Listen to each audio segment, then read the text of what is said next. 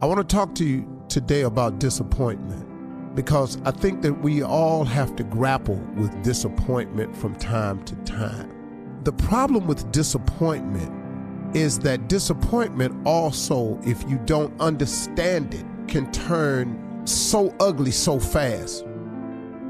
Too many people allow disappointment to turn into resentment. So many people think that this disappointment for them symbolizes the end. When you allow for disappointment to turn into resentment and you allow disappointment to turn into the final verdict, you're losing what disappointment actually can become for you. And I want you all to start looking at disappointment as motivation.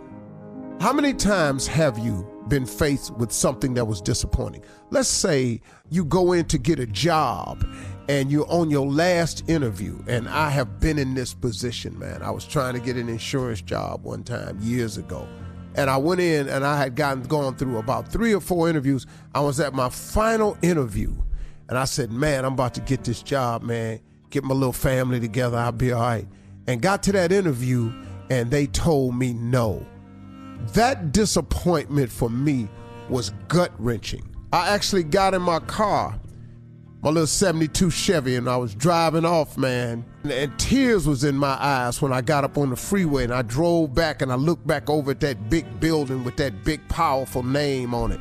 And I had gone through 4 interviews, and all of a sudden I was so disappointed in not getting hired. But you know what I learned to do though? From that moment on, I turned all my disappointment into motivation. I said, okay, I use it as a challenge. Okay, I'll show you. From the time my teacher told me that you ain't gonna never be nothing, that there's no way they'll put somebody like you on TV because you have a stuttering problem and you can't even talk. But who are you who is issuing out this disappointment? Because you're not gonna make me resent you. And you're not gonna cause me to think that you're denying me this opportunity or you handing me this bad news of disappointment. I'm not going to allow you to be my final verdict. You are not going to be the person who's the author of my destiny. You are not it. That belongs to God, not you. And I will not give that to anyone. So when you're facing disappointment, do not hand that disappointment over to the person who gave it to you in the form of empowerment.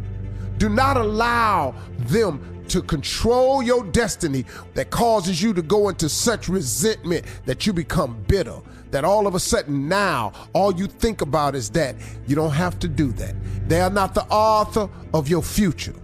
That belongs to God and only God. Don't let them trip you up by tripping you out. I've had shows canceled, gigs taken. I've been fired from radio. I've been all of that. Oh, I've had some disappointing setbacks.